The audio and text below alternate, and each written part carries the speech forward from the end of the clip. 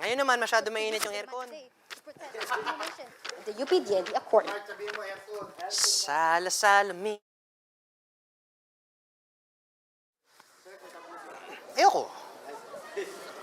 Hello, Maan. Charles, members of UP faculty and various Hi po!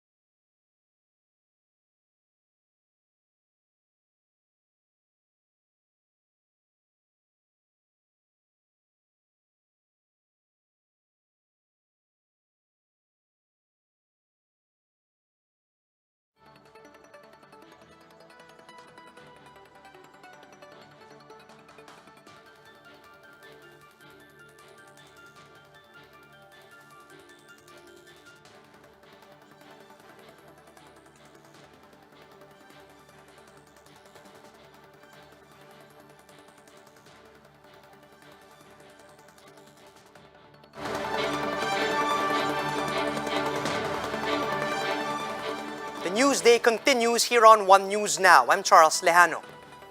Progressive groups are up in arms against the Defense Department's decision to unilaterally terminate the UP-DND Accord, which prohibits police and military presence on UP campuses.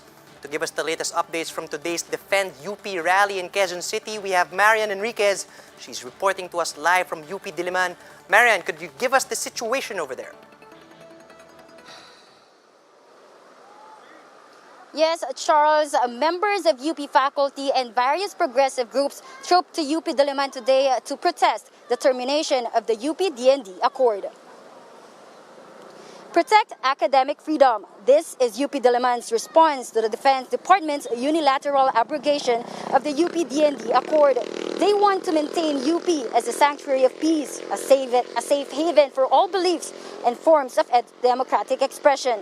Under the UP-DND Accord, law enforcers such as the PNP and military are prevented from freely holding operations inside the UP campus. Prior notification shall be given to the UP administration before military or police units could conduct any operations inside UP campuses. No military or police officers shall enter the premises of UP campuses except in cases of hot pursuit and similar occasions or emergency. However, Defense Secretary Delphine Lorenzana wants these rules relaxed, saying the DND needs to address the alleged recruitment by the Communist Party and the NPA inside UP campuses nationwide. Both have declared as terrorist organizations by the government. Lorenzana said the agreement was a, quote, hindrance in providing effective security, safety, and welfare of the students, faculty, and employees of UP. But the university says otherwise. UP Diliman President Danny Concepcion asked Lorenzana to reconsider and revoke the unilateral abrogation of the accord. These are what they have to say. Maski hindi pa naman sila pumapasok, meron itong tinatawag na chilling effect.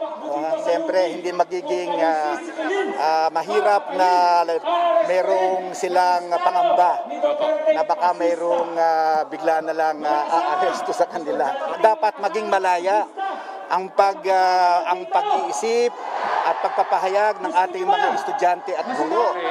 Kung merong nagbabantay at merong pangamba ang ating mga estudyante na bigla na lang merong makikialam sa kanilang mga gawain. Hindi kami nagtuturo ng NPA, hindi naman kami nagre-recruit. Wala kaming mass recruitment dito. Sinasabi niyo mga estudyante, tahasan, no? Na halik kayo, sumama kayo dito, magpalista kayo. Ang tinuturo natin ay mag-isip, questionin ang lahat, huwag maniniwala na walang batayan, gumamit ng ebidensya, expose ang fake news. Dahil dyan, yung estudyante namumulat. At dahil doon, sumasama sila sa mga organizations. Kung sa tingin ng PNP at PFP at Lorenzana, Parlade at NTF, LCAC, yon ay komunismo. Eh di so what? So communist yan. Kung ganyan ang definition nyo. From a sociological point of view, militarization yan. Yung military natin nagiging malakas, parang sila na yung control eh. Di ba? Nung nag-pandemic eh. My God, naka-lockdown pa rin tayo. May ilang buwan na, no? Mag-iisang taon na yan eh. So I think sociologically, this is creeping militarization. This is parang military junta na nga itong nakikita ko eh. Magbabarikada kami. We will see to it. We will see to it that they will never enter UP. Na this is an assault on our academic freedom at nakita natin kung ganong hindi lang walang sense of history, no, kundi wala talagang pagkilala doon sa napakahalagang tagumpay ng mga estudyante, ng mga kabataan na nag-iit na dapat protektado ang kalayaan sa payapang asemblea, dapat protektado at nagagarantiyahan ang kalayaang akademiko sa loob ng mga pamantasan.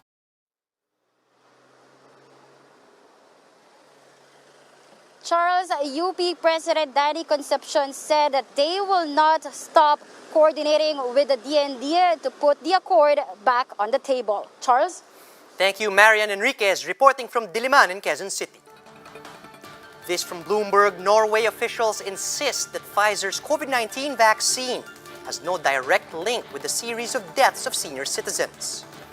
The Scandinavian country explains that all 33 people who were aged 75 years old at least who died following immunization were already seriously ill prior to receiving the shots. The country maintains that COVID-19 remains a bigger threat to most patients, and because of this, they have no plans of stopping their inoculation program.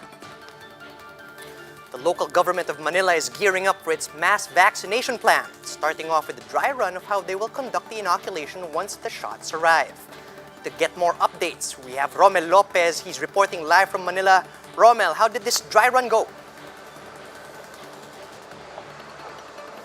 Yes, Charles, the City of Manila conducted a simulation exercise today in preparation for their planned vaccination program, which will roll out soon or as soon as possible that the shots arrive in the country. With the possibility of the COVID vaccines arriving soon, the Manila LGU conducted a dry run of sorts on how they will go about their actual vaccination process.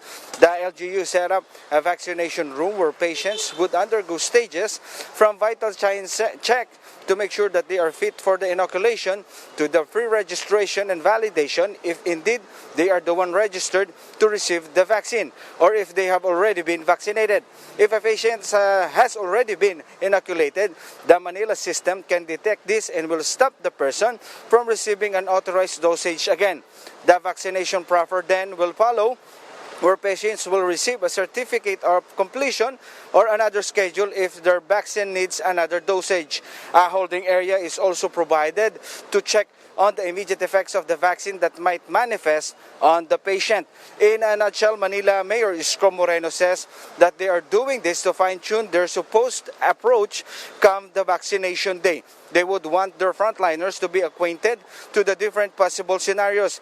But since they have yet to receive their first batch of vaccine, Moreno can't say just yet on how long it will take for Manila to vaccinate all of its constituents. But he said that their system will be airtight to make sure that no unnecessary repetition of the inoculation will happen.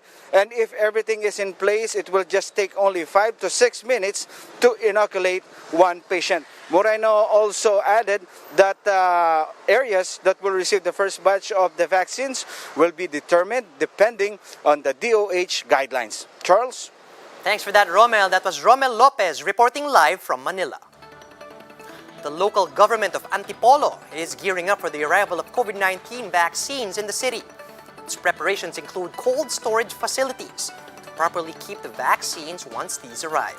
To give us updates, JC Cosico joins us live from Antipolo. Good afternoon, JC. Could you give us the latest over there in Antipolo? Charles, the Antipolo LGU is helping a private company to store COVID-19 vaccines once it reaches the city. The LGU will make use of a cold storage rental in Barangay Mayamot to store COVID-19 vaccines upon their scheduled arrival by the third quarter of this year. Among the vaccines that can be stored in this facility are UK's AstraZeneca and the US Moderna vaccines. Around 4 container vans filled with vaccines may be parked here for free. The city government has allocated 300 million pesos for the purchase of COVID-19 vaccines. Mayor Andrea Henares says they will get a little of every vaccine available as her constituents' preference varies. Their goal is to inoculate 600,000 residents with healthcare workers first in line. However, Henares maintained that this will be on a voluntary basis. Charles, the LGU is still on the lookout on other sites to store COVID-19 vaccines, and an orientation was held earlier today for the officials or personnel who will administer the vaccine. Back to you. Thank you, JC Cosico, reporting live from Antipolo.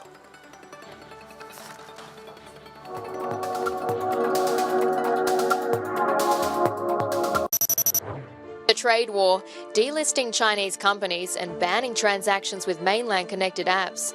Just some of the policies Joe Biden must decide whether to overturn as he takes office. Among his decision-making team, incoming Secretary of State Tony Blinken. He's already indicated the pressure on China will continue, at least over its crackdown on democracy in Hong Kong. Commerce Secretary pick Gina Raimondo is another. Mainland mouthpiece Global Times notes her moderate stance on Beijing in the past. And there's Trade Rep nominee Catherine Tai, a fluent Mandarin speaker who wants to confront China over its trade practices. Joe Biden is said to want unity among Western powers, amid concerns Beijing could divide them instead by offering preferential market access. But he could have a tough time convincing traditional allies. The EU is the latest to reach its own investment deal with China. For its part, Beijing says the plan is to ease tensions.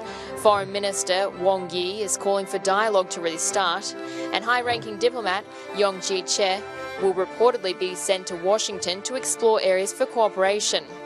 If US restrictions are not repealed, though, Beijing is ready.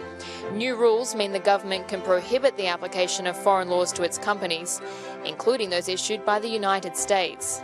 Joe Biden says he's not planning any immediate moves, a sign perhaps that the tools used by Trump against China are still on the table. And those are the top stories of the hour. Join Sean Yao later at 2 p.m. as we continue to monitor the day's biggest stories. You can also catch One News on the Signal Play app. Register for a free account at www.signalplay.com and stream One News live anytime and anywhere. I'm Charles Lehano. We are One News.